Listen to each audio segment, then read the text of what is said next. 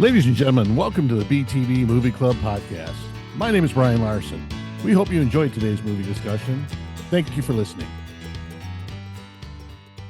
Let's get rocking. Ladies and gentlemen, welcome to movie number 204 of the BTB Movie Club. This was Brian's pick. We're on the 6 Degrees from Kevin Bacon journey here. His pick is 1994's The Crow. Brian, take it away. Tim, it's been a while. Thanks. Appreciate that. Yeah, this is based on a comic book that came out in 1989. It was printed by Caliber Comics, or Caliber Press, but they were a Wayne, Michigan area comic book company.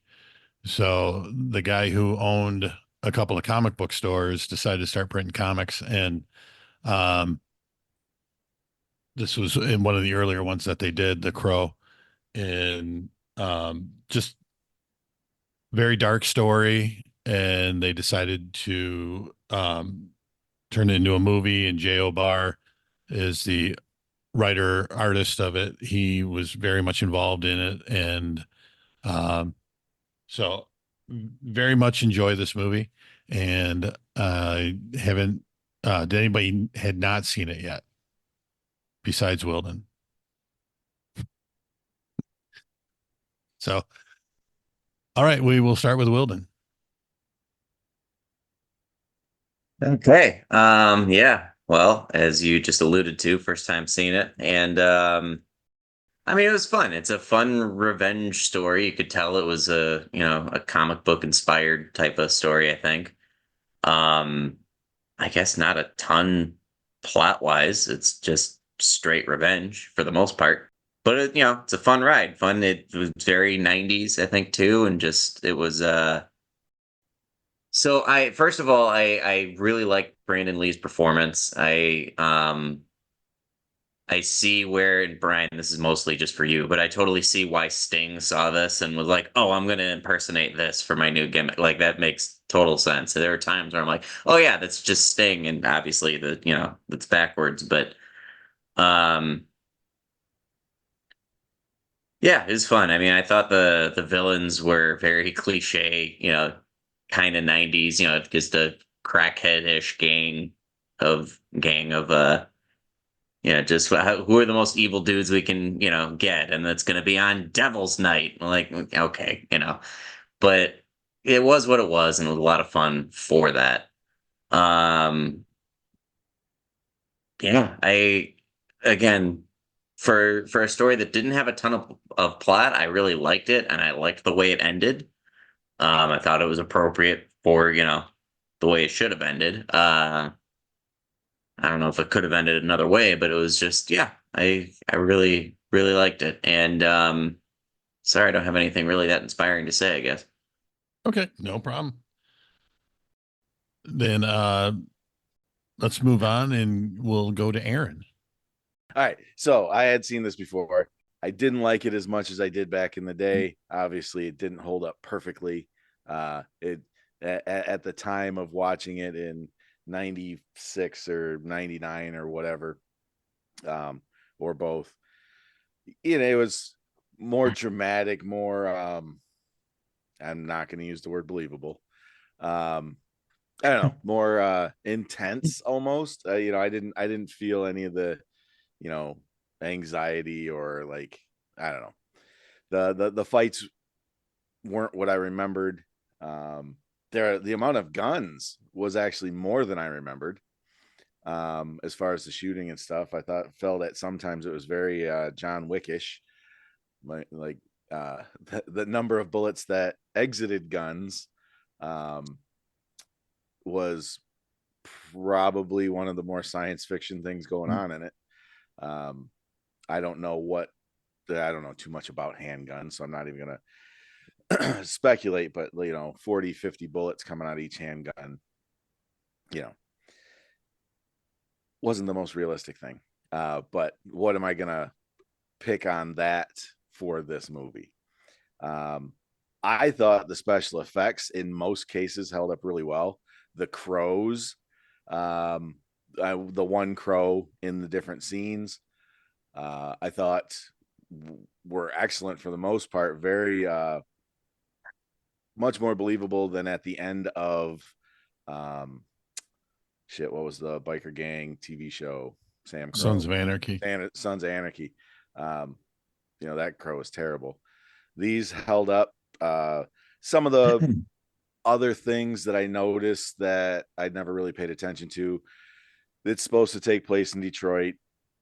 Brian, Tim, it looks nothing like Detroit. No. None of those buildings with the fancy windows on the fourth floor or whatever. So maybe I wasn't paying attention because I actually didn't know what city it was supposed to be in. I was like, is this just generic city? They said And Motor City at some point. They did? called them the Oh, Motor okay. City Maniacs. The police cars had Motor City, I Mhm. think, on the doors instead of Detroit. But I was watching this on my phone, so I didn't see some of the text as well. It was just the small, Yeah. So So I knew it was supposed to be in Detroit, and I remembered it being in Detroit. I thought it was referenced more specifically in the past that it was Detroit, and these were Detroit police officers. The guys from Michigan, and I don't know how it was in Illinois. Like we famously had fires. Detroit did in the 80s. I was going to talk about that. Yeah. So we were, them Devil's Night fires were, a staple that were on the news every year because this being written or taking place maybe kind of late 80s. We had the white flight in the 60s, so we had, growing up, tons of abandoned houses, and during that time of year, whatever, everybody just got it in their heads it was a good time to either burn them down for insurance or burn them down just to get them, cleared out of the neighborhood. You heard all different kinds of stories that people would burn them because, kids were getting pulled into these, abandoned houses and sexually assaulted and stuff like that. So people just wanted them gone out of their neighborhoods. That's the plot from 8 Mile, Aaron. Other people.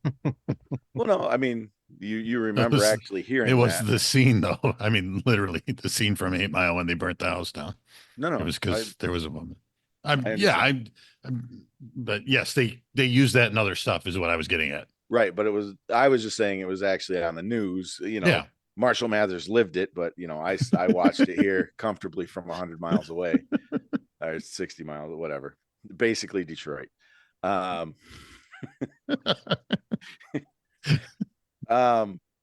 it was good. It was fun. It was like Wilden was saying, it was very shtickish in some points with the badassery of the group and the cute little nicknames they gave each other. I never realized that what'd you tell me his name was, how you linked the movie here, Brian? Who was the main bad guy? The main bad guy was Michael Wincott. No, I just meant his movie name. Top Dollar. He was Top Dollar. I didn't know Top Dollar and the Asian lady were brother and sister supposed to be. I never caught that before in the couple times I've watched it in the past. I did like the thing about the eyes. They tried to make a thing with that. More spiritual / magical. I can't think of the right word. But so that was kind of cool. Him seeing through the crow's eyes and the crow seeing through his eyes and her knowing that the eyes were special. So there was something there that I don't think quite got fleshed out, but it could have been cool. And for how they used it, it was fine. Overall, liked it, still like it. Good old fashioned 90s violence. So I thought I don't remember the young girl. I thought she did a phenomenal job. I've never noticed her as an actress. I thought she did really well this time watching it. And I don't remember her being as big of a part as she was. She was in a third of the scenes at least, maybe half. I knew almost immediately, she's gonna be really cool and they're gonna try and kidnap her at the end, and that's just you saw where it was going, but yeah, it was still fun. I remembered her getting grabbed at the end. I just didn't realize all the scenes they were cutting in. I totally forgot about her mom. that whole thing. So, and that was a cool little thing, you know, how he used his powers to draw the heroin out of her arm. You know, that was cool. Or at least that's what I thought it was. If I'm wrong on Yeah. that.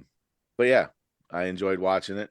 I'd probably watch it again. You know, it'd be a couple years, but it's a good Halloween treat. You know, right around this time of year.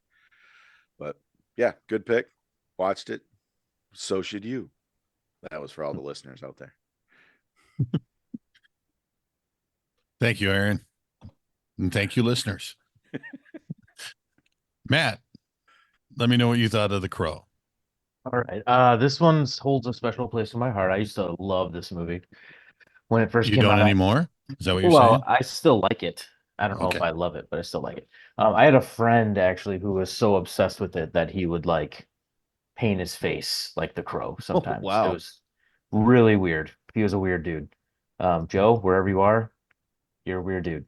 Um, and If then you're because listening, not Joe. and not too long after this is when Sting and WCW started doing crow makeup. It had to be within a few years of this, right? Like late 90s, Yeah. mid to late 90s. So we became WCW fans all of a sudden because, you know, the crow. Anyway, I like this movie a lot. I agree that it didn't hold up quite as well as I thought it would, but it's still a good movie. I remember at the time, and maybe I was just young and I didn't know any better, but at the time I felt like it was kind of different. Yeah, it was comic book, but it was very dark and gritty and like, you know, it wasn't like superhero stuff, right? It was the anti-hero and I thought that was different for the time. Um, I remember the movie, I remember obviously, I think it probably got a lot more attention because of Brandon Lee's death. I'm sure that had something to do with it. I'm not that it wasn't a good movie, but just any kind of attention like that is going to make people morbidly curious. And that scene did not end up in the movie, which is good. I'm glad they didn't do anything like that, but um, kind of nuts, that whole thing. And they, back in the 90s, when they say we're going to use CGI to put somebody's face on somebody else's face, that was like, what? Yeah. You can use computers to put faces on people? You know, now I think we take it for granted, like everything's CGI. So you don't even think about it. But back then, that was a huge deal. Um, I remember, so yeah, so I remember watching the movie. I remember the Fire Crow that was like part of the marketing for it was the Fire Crow, and then I remember listening to that soundtrack literally over and over and over and over again. Just Stone Temple Pilots and Helmet and uh, I don't know if it was Rollins' band or if it was Henry Rollins or I don't know if he went off on his own or whatever. And then The Cure was like the opening song, right? So I just remember listening. So for that reason, this movie holds a pretty special place for me, just because I just have those memories of that. And it was just the first time I'd ever seen anything like that. The resurrected hero and the dark um, fantasy elements, and so and it had Winston in it from Ghostbusters. So how could you go wrong? Right. Um, Yeah. no, yeah, I really liked it. Some powerful scenes. I mean, it's campy. It's can be silly. I get it, but it's got some of the most iconic to me scenes. A lot of the stuff with that round window up in their Yeah. apartment, just some iconic scenes with him sort of flipping up Hmm. into it or standing in front of it or whatever. And then he's playing his guitar on the very real skyline roof. Um, just that part, you know, and he smashes a guitar, like that kind of stuff. It like I said, good memories for me. Um, yeah, and just some of the stuff around the movie, obviously the death and the guy who actually accidentally did that was talking about he actually never saw the movie. He never watched it once. He passed away a few years ago, but like he never ever watched it. It messed him up bad. And I can only imagine, you know, something like that, especially, you know, we have the who just did that recently. Alec Baldwin. Yeah, Yeah. the Oh, Alec right. Baldwin thing just happened, you know, just and the way Bruce Lee died, just like it's so weird and kind of creepy. Um, um, would have been interesting to see what Brandon Lee could have done if they would have kept doing stuff. So yeah, so and I can talk more later, but great movie. If for nothing else, the nostalgia of it. I never read the comic. I tried to look some stuff up on it. Didn't get very far, but yeah, good pick, nostalgic pick, and great soundtrack. Yeah. Great soundtrack. So good pick. Yeah. Can I ask I was going to ask a question for the group as far as the whole thing with Brandon Lee. Like, what's the story about that again? I know I've heard it, but for my sake and the sake of the listeners, what's the thing with So Brandon Lee again? And in the there scene, was like a shot on set or something. yeah, in the scene where he's kneeling and they're shooting before he goes out the window, Fun Boy, Michael Massey, he had a wad in the barrel, and when like a bullet, and when it shot, he shot him and it killed him.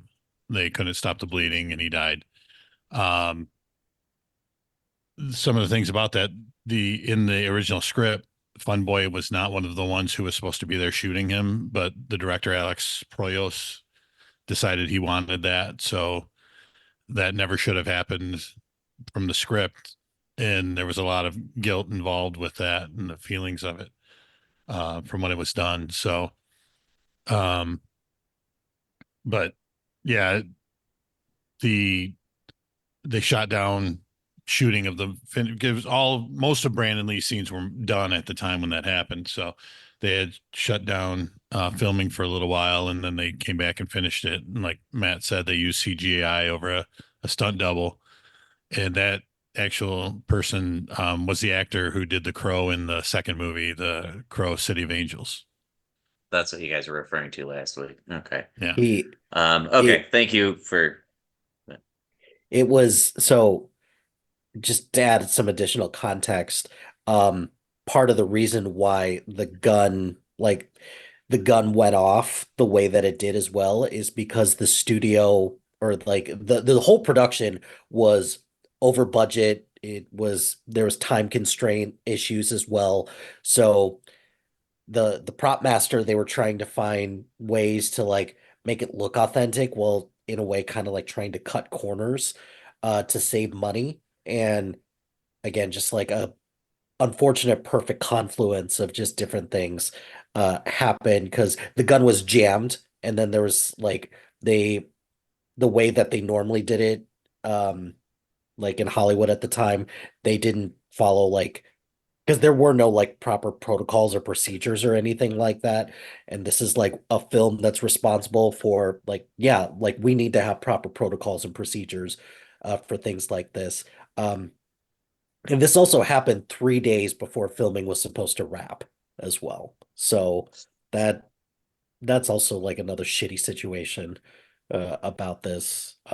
Yeah, it really sucks. It's really sad, but um, yeah. Yeah, they shot in North Carolina because there was no union of any sort for the actors. So they were shooting like 20-hour days, and they were trying to get it done as quick as possible. So that was going along with what Hilty was saying about it was just unsafe work conditions that never would have happened if it was done in Hollywood, where there's more union and more oversee involved. So, Yeah. Okay. Hilty, why don't Thank you. you continue? I did a bunch of research on this because I'm fascinated by this character because it is it's interesting because this is not your typical superhero that or not superhero but like comic that you would want to put out there as a movie, but there is a clear audience for something like this who's not looking for like a campy superhero movie or anything like that. So kind of doing some research on this, and I guess I'll just kick it to you, Brian. Have you read a lot of the Crow comics, or has Yeah. anybody for that matter?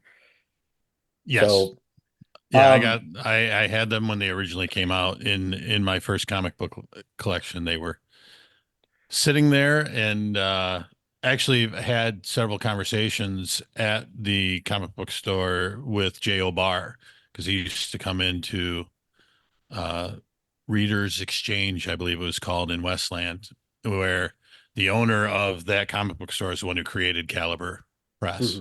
mhm. So Yeah, I read up a little bit about J. O'Barr, who did create the comic.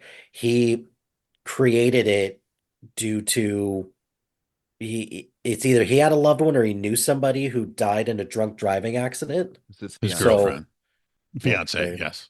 Yeah. there you go. So this came about because of that, and then he also got inspiration when he read a story about two people who were killed over an engagement ring. It's like these two people, their lives wasted over a cheap ass ring. Like what a waste. And he got a lot of interest from studios who were interested in making this. Perhaps my favorite thing of trivia that I read up on this is that Paramount originally wanted this to be a musical. Yeah. I don't understand why, but if You you know, know, they wanted to star in the musical Yeah, it's too. because that's Okay. Innovate. Yeah. that's just what I was gonna that's just what I was gonna Yeah. ask because this feels like a common theme because there's another movie where they want so they originally wanted Michael Jackson to be the Crow. And boy, would that movie have been way different Yes. if this was a musical and if Michael Jackson was the Crow. Um, fun fact, did anyone or has anyone here seen the movie Labyrinth, Yeah. the one with Yes. David Bowie? Mm-hmm. They originally wanted Michael Oh, right. Jackson to be Jareth, the Goblin King, instead of David Bowie for that as well. So it's like everyone wanted Michael Jackson to be in more movies and everything like that. I think that partially goes to show just how popular he was in the 90s. Like at the top of his game, he Mhm. was, I mean, he was the king at the time. I I think we I forget like just how big he was.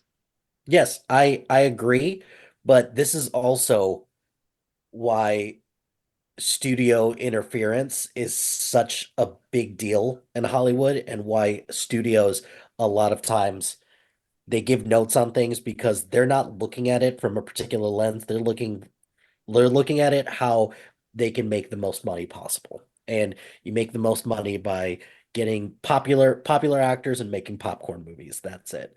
Like Paramount Paramount was the original distributor of this, but after the incident with Brandon Lee, they're like, we're out. We don't want to do this anymore. And they thought of a bunch of other solutions. They wanted to release it directly to video instead. Miramax eventually came in and were like, we'll distribute it. That's fine. And they made a shit ton of money off of it. But Paramount looks real shitty in this whole situation because they didn't want to release it. They didn't know what to do. They kind of just washed their hands out of all of this.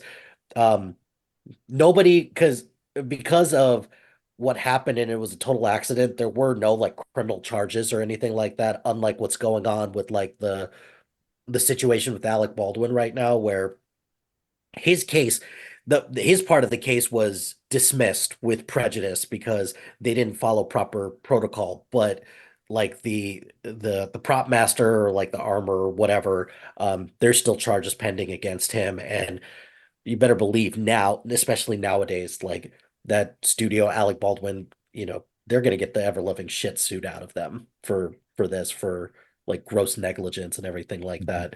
Um, at the end when it says for Brandon and Eliza, I was like, who's Eliza? That's interesting. And you find out that it's for Brandon Lee's fiance at the time who gave her blessing to say, go forth, you can make this movie. Um and James the J. O'Barr, he didn't he didn't keep any of the profits from this movie. He like bought his mom a car. He bought a surround sound system for himself. How 90s of him to do that. And he donated the rest because he was he knew Brandon Lee okay. He originally didn't want Brandon Lee for the role, but after he met him, he was like, yeah, I really like this guy and I believe in what what he's bringing to the table. But he Imagine felt if it like, was Michael Jackson who was the one that got shot. oh God, that would be that would be that would have been awful. But he said that he felt like it was blood money to keep all the profits. So he ended up donating it because he's like, I don't feel right doing this. Um, yeah, the last thing I'll say, because like overall, like the movie is it's fine. Like I enjoyed it. Like I think I'm kind of with everyone else, maybe just like a slight step below, is that I really liked this when I first saw it, but now I'm like, it's fine. It's dated a little bit, but back when I saw this in the 90s, this felt so cutting edge with, just the look and the feel. But I look back at this now, it's like this is the most 90s movie I've seen in a very long time. Um, Between the music, the look, the aesthetic, everything like that. Everyone's so dark and brooding. Um, yeah, Didn't they have but a Pearl Jam song playing towards the beginning too? Like when they're like in the car and just driving along. I swore it was a. It's probably either The Cure or Stone Temple Pilots is my guess. Oh, you know what? It was Stone Temple Pilots. You're right. I'm sorry. Which there's a funny story about that too. But anyway, sorry, Mike. oh, it's all good. No, I interrupted the first. Yeah, sorry. Um,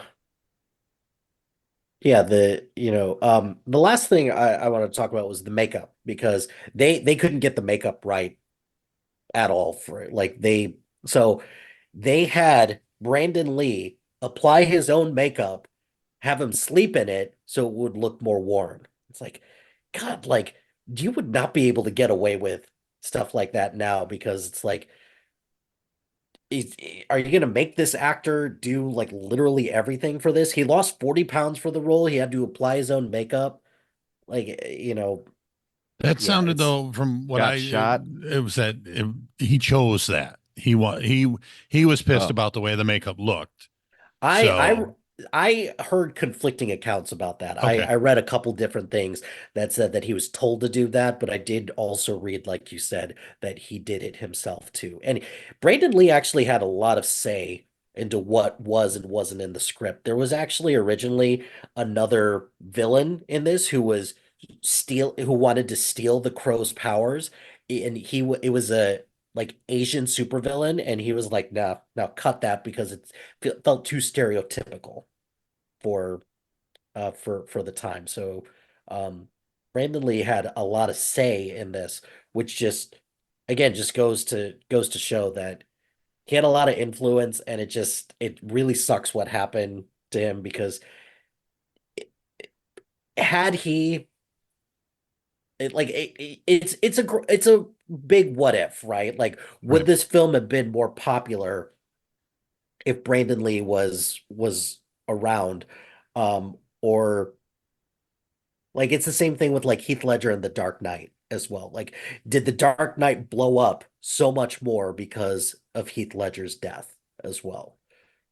Like both movies were good, like good for their time, but I don't know, like they both get a bump because of like news events of the time as well. Yeah. So I think it's really hard for critics to shit on a movie where the guy died during it, Yeah, filming it. yeah, for sure. I Or think yeah. I think you overestimate how shitty of people yeah. critics can be from time to time. So, Fair. um, yeah, because they'll still find something to shit on. Okay, I do have one last thing, and this will be my last thing. Nobody watched the 2024 version. It's god awful, just atrocious.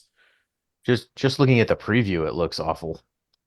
Yeah, it's That's too bad. like there's a reason why like nobody from the past Crow movies is involved, and why like the director of this one, kind of like what Brian was saying last week, is just kind of like laughing at this other production because it is that bad. Like I'm Bill definitely gonna watch Skarsgård it. is trying his best, but I, he can't save everything.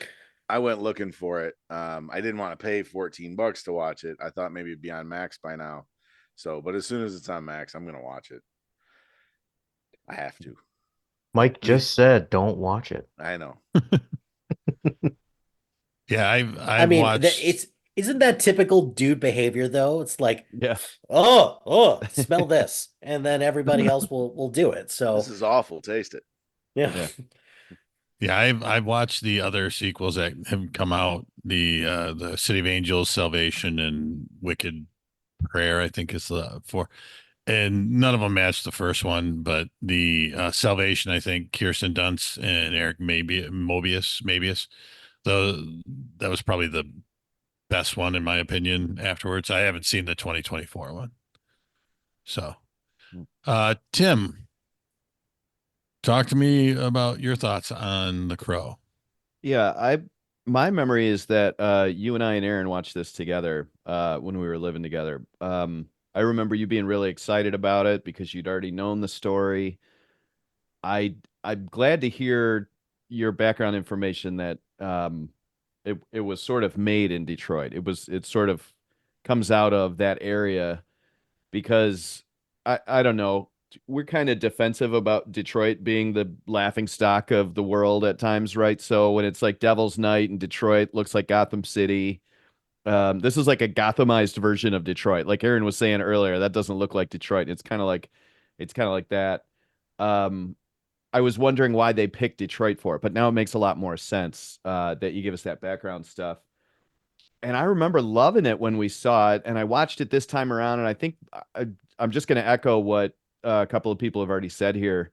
I don't know that I loved it as much, or I don't know that it held up as well. Um, the one thing that like I have a hard time with is the villains. I don't know. I think it was just kind of a '90s thing. Like a lot of movies had these type of stereotypic stereotypical bad guys where they're just laughing and giddy about murdering and raping people and like they're doing their little cheer. I don't remember what the cheer was, but they're just kind of cartoonish for something so dark and sinister. And it's not just this movie. There was a bunch of movies with characters like this, and it when I look back on stuff that was done then and I see that kind of character, maybe it's just my own thing, but that always irks me. But other than that, though, I really like the main components of the story. I like the actual crow. I like the eyes. I like the idea of this spiritual idea of a crow bringing the person back from the grave in order to avenge a death, and I really like all of the components of this story. Liked it then, still like it now, and just some of the characters were goofy. That's all. I I I, I was thinking about Tim Burton's Batman stuff because that starts in '89, right? And this is Yeah. '94. So I don't there's got to be some influence going on there with the tone of this, and I kind of like this tone better than Tim Burton's, Gotham City tone. Like some of that's a little goofy, right? Like there's if you go back and watch Batman, there's like weird extra colors and spinning stuff going. I'm having a visual in my head of like this red and white striped spinny stuff, and I like the tone of this movie better than what Burton was doing. Although Burton stuff is awesome, of course. But yeah, with age, this one just doesn't sit as well. But cool story. I was going to bring up Devil's Night too, Aaron. Was that just a Detroit thing, or I know it was worse in Detroit than anywhere else, but I'm not sure because I mean we lived there, so I just assumed it was everywhere. Yeah, I think it's much more, especially Devil's Night. Halloween isn't as popular outside the Midwest as we think it is. Mm. There's places in the United States that, are just catching on to Halloween because all the shit sold in Target now. You know. Yeah, yeah. The only other note I guess I had was the crow's eyes. It's a very cool thing. Reminiscent of Game of Thrones with the Raven. There's some similarities going on there. And then the crow's makeup, there's a lot of very similar to Joker type stuff going on there, just in the look of it. And I don't know if that's intentional or not, but the Joker is obviously a giant character in comic books, and I think this Crow guy is pretty cool. That's the only likeness to the Joker that we have is just the face is kind of similar. Um, and like I said, I don't know if that's intentional or what, but fun to go back and look at it again. Doesn't hold up it quite as good as it did before, but I liked it then and I enjoyed watching it now. So That's a fun pick. Thanks for taking us back. Thank you. Dan, welcome. Sorry I didn't say that when you got here. Thank you. No, it's all right. I was kind of running in and out. I had to grab something to eat. I'm starving. Was it a hockey night? Yeah, sub Okay, tonight. good. So, what are your thoughts on The Crow? So, not a whole lot more to add. Listen, what you guys had to say about the Crow, which was actually a raven, by the way, in the movie. True. Yeah, He started quoting the Raven from Edgar Allan Poe, and I was like, "Is he gonna say quote the Raven?" Because that's not Edgar Allan Poe's the Raven. That is his lesser known shittier work called The Crow. You mean Eric Draven was quoting the Raven? Yeah, I chuckled a lot at that part because I completely forgot. It's like, why are you quoting the Raven? But yeah. I guess, Blackbird, they're almost interchangeable. That's fine. Yep. But yeah, hearing some of your guys, some of the things you're saying, I totally agree. I really liked it back in the day, but it doesn't quite hold up as well today. But I still enjoyed watching it. Once I haven't seen it in, geez, I don't know, 25 years. But still enjoyed it. I like the way they do the flashback scene. Opening scene is the murder, and then throughout the movie they flash back to what actually happened. In the apartment that night. I like the way they did that. There's it's almost like a music video, like a violent music video, from back in the day. A lot of action, a lot of imagery. Um, let's see, what else did I write down? It and a lot of the scenes, I know CGI, they were doing a lot of the buildings and stuff like that. And it almost looked like part of the movie was animated, and then another part of it was the actual live characters. So it really had the feel of an animated movie because it was so dark. It was night the whole time, and Yeah. I know it And wasn't raining. completely, yeah, and raining. I know it wasn't completely all in black and white, but a lot of the scenes were like that. Except seemed like except the flashback scenes were had a little bit of color in them. Where Dan just brought that up, I had hints of Sin City, the black and white, Yeah, and sure. and I don't know if a little inspiration, maybe this started taking. Frank Miller wrote it, but I don't know who directed it. Right? Rich Rodriguez, I believe, is not Rob, Rich. No, Rob, that's Robert Rodriguez, and then Yeah. Tarantino Not directed Rich. the middle segment. But I definitely had some feelings of that while I was watching this. I was like, "Ooh, this guy got like a Sin City thing going." But just one little thing that they said, Lake Erie caught on fire. That actually didn't happen. It was actually the Cuyahoga River that Cuyahoga caught on River, fire right. in Cleveland. Which I don't know, that's crazy. That the guy in the pawn shop. Okay, when somebody's trashing your place and throwing gasoline everywhere, you don't start ripping on the guy and slamming him. It's like he kept like egging the guy on. It's like, just shut up. He was begging for him to burn his place down. The only character that was a little strange to me is the cop. I'm not sure if in the because I didn't read the comic book, so maybe they explained him a little better. They said that he was used to be a detective, but now he was just a beat cop. I wasn't sure where they were going with his character. Maybe Brian, who read the comic, can enlighten me a little bit. I'm not sure how much the comic matches up with the movie.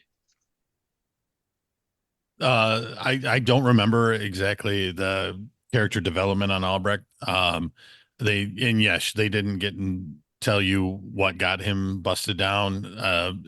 It seemed like an insubordination kind of thing is how I took it because he couldn't watch his mouth, and that's why he was still in on the beat. It was just weird though. like the detective who was in charge of the case, he's not gonna bust the guy down. He's like, you're suspended. You can't do that. You're not Right. the commissioner. You're not, Right. it's you can say something about it, but so they took some liberties there police wise. But no, I don't remember what happened with him that got him to the point where he was still a patrolman. In the movie, doesn't he say something like you wouldn't let it go, so that's why you're a beat cop now? Like something about those murder because he was a detective on their murder case, I believe. Because he was a detective in that scene, right? No, he was in uniform still. Oh, okay. I thought it was something like I thought they said something like you wouldn't let it go, and that's why you're a beat cop now or something. I I thought I thought it was like he kept looking into it though he wasn't the detective on the case. yeah, And that it Yeah. got, yeah, that was the And they point about hinted that's what happened before. That's why he got busted yeah. down. yeah. Okay. Yeah.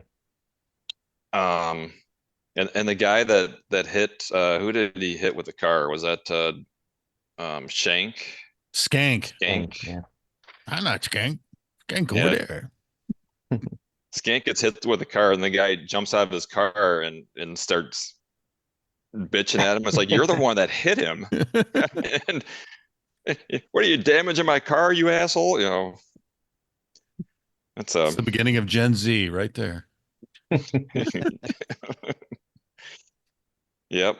Um, and I was wondering, I had a question for the group. Was there a significance to the white cat? Why would there be a white cat when everything else in the movie is dark?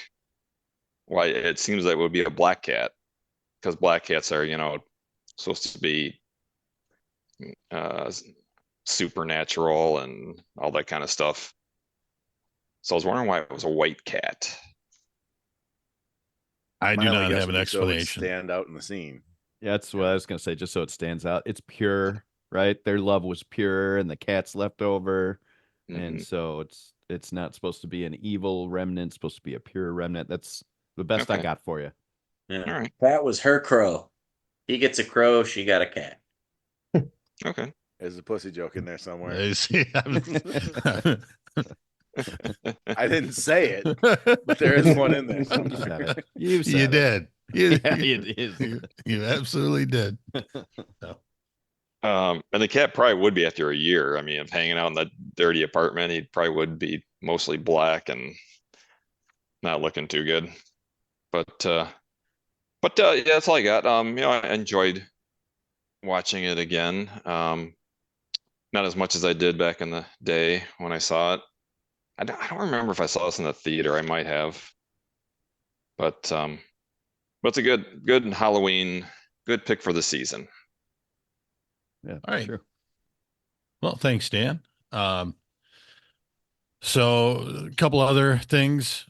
The director actually wanted to shoot the movie. So the comic book is a black and white comic book, um, completely. He wanted to shoot it in black and white and then just do all the scenes with Eric and Shelley as color.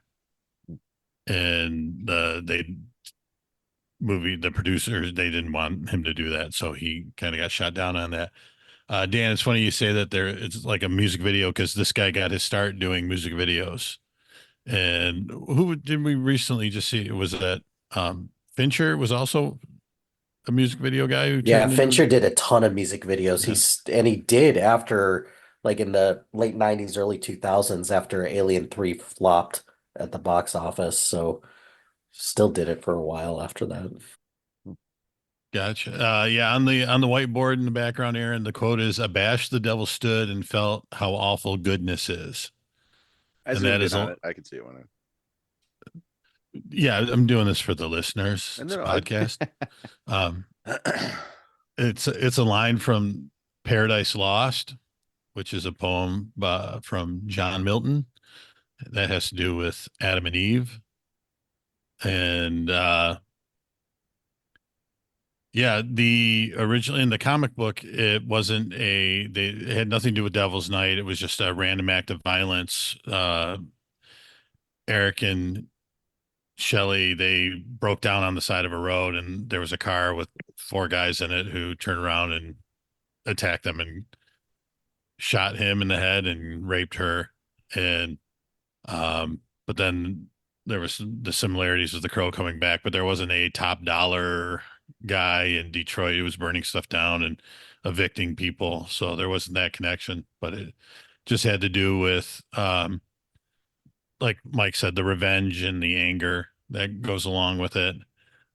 J.O. Bar, I not taking anything away from J.O. Bar is what he went through, but uh, so he was 16 when he met this girl, and they got engaged while in high school, and she got hit when he was 19. So it was kind of like a 3-year thing, but obviously it affected him. He went to the Marines, and when his father died, he got a dismissal from the Marines and was coming back to Detroit. And he said in an interview, the only thing he was thinking of was finding the guy who was drunk and hit his fiance and killing him. Mm. And when he got home, he was disappointed to find out the guy had already died. So That's pretty heavy. Yeah. Now, I'm sure you did this on purpose, Brian, because you do so much research and you want to be on top of the game for these. We're connecting all these movies to where we started with Kevin Bacon and Animal House. The scene in Animal House where Donald Sutherland's the teacher and they're in there and he's talking about a book that is Milton's Paradise Lost. Paradise Lost, of course. Yeah, but I was going to make that my connection, but I knew. we I didn't just, you you got away from it, and I didn't want you to. So, not be but thanks able for to, 'cause I bringing it knew back. that you Thanks would, for running. Yeah, absolutely. That's where I was going. Completely. So yeah, that's really all I have on it. It was one of those movies I remember watching over and over again. I had it on VHS and got it on DVD. Did not realize until now that it's actually out in 4K, and there's no really reason to go buy it in 4K except to have it. So I will. And, that's like Aaron going and watching the 2024 version. It's just you got to do it. I the same way. It was like I was going to go see it at the theater, and I just can't do it now because as soon as everybody shit on it when it came out. So I will when it's streaming for free somewhere, which I'm sure it will soon enough. Soon. Gotta be soon. My They'll be plan is paying you to see it, actually. yeah. So And did anybody see that Rob Zombie wanted to reboot this? yeah.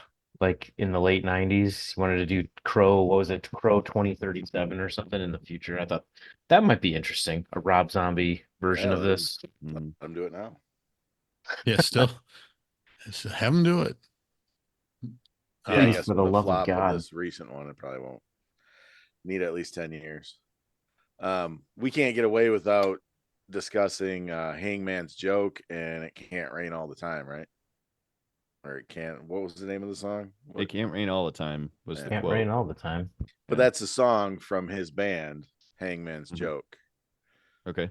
That, like, the little research I did, like Brandon Lee, like learned to play the guitar, and I can't find the song anywhere. All I can ever find is like 45 seconds of it.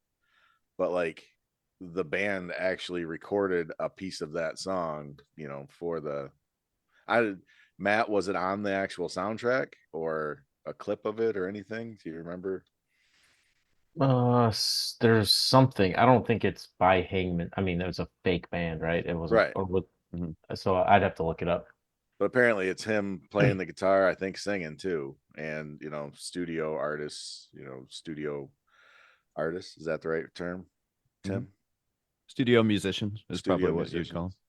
It Can Rain All the Time is on the Crow soundtrack By Jane Siberry. Oh. Siberry. and it was Rollins' band did Ghost Rider. Yes. For that song. So, 9 Inch Nails. Actually, I forgot Violent Femmes was on there too. yeah. 9 Inch Nails was the song I used for my mix CD soundtrack for another podcast. that I happen to be on. And so Son of a Pilots gave Big Empty, which got very popular when the Crow came out. That wasn't their original song. They were gonna do a song called now I can't remember the name, but something about dead or dying, and they said it would be in poor taste since Brandon Lee Been died. bloated. No. That would have been cool, but no, that would have been even worse. That was a great song, but no, it was a different cover or something about dying, and they said they just couldn't put it on there in good taste. So, Well, thank you, everyone. Appreciate your comments on the movie, and I'm glad everyone did seem to enjoy it, and even Hilty a little less. But Hilty, is your microphone always that aggressive? Is it always in the? I don't think I've ever noticed it before, but it's like. No, to answer your question, it is not. Taking up like half the screen on the left side. It's girthier than usual tonight for some strange reason. We almost got through boy. the episode without the word girthier coming up. Yeah. Almost made it. Right. Right. Yeah, okay. As usual, I like to give guys a lot of lead time to figure out what kind of movie they're looking for and check in and remind them it's their pick. You know, I'm always on the ball on this. So I'll just ask this question. Matt Smith, are you aware that it's your pick today? Yes. Luckily Okay, good. Good. Luckily for you, Tim, Good. I am It's aware. a system that works flawlessly. Well, because I asked last week to make sure, and I started figuring it out last week because I knew I had to make a connection. So I was prepared, Tim. There you go. Okay. Are we ready for the pick? Okay, so the guy who played T-Bird in this, Glorious mountain playing. and now I can't remember his name because I don't have it in front of me, of course. I got it. That It's was- David Patrick Kelly. Thank you, David Patrick Kelly. He was in John Wick 2 with lots of people, but one of those people is Lawrence Fishburne. And Lawrence Fishburne is in the movie we're going to watch, which is Searching for Bobby Fischer. We're going to watch Searching for Bobby Fischer. Has anyone seen Searching for Bobby Fischer besides Mike Hilty? I think I have. So it's a 90s movie. Ben Kingsley, Lawrence Fishburne, a couple others. So I'm looking forward to seeing it and talking about it. So that's the connection.